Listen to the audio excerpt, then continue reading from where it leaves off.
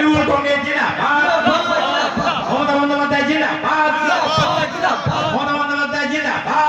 Vote আসতে আর বিলম্ব কোথায়?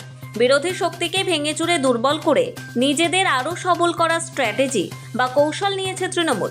রাজ্যের বিভিন্ন জায়গায় যে চিত্র ফুটে উঠছে, বসিরহাটেও সেই একই চিত্র।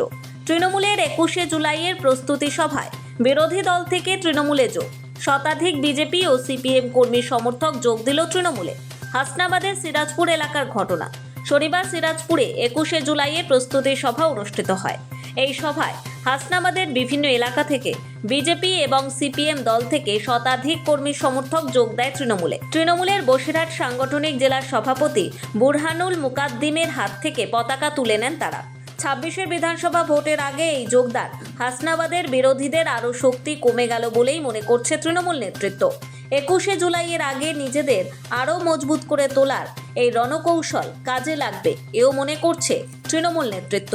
ভারতীয় জনতা পার্টির থেকে মোর দ্যান 1000 ওয়ার্কার আজকে আমাদের এই প্রস্তুতি সভাতে তারা তৃণমূলের পতাকা হাতে নিয়েছে এবং তারা এই যোগদান পর্বে তারা অংশগ্রহণ করেছে। বেসিক্যালি এই বসিরহাট সাংগঠনিক জেলাতে বিজেপির লিডারশিপ বলে কিছু নেই।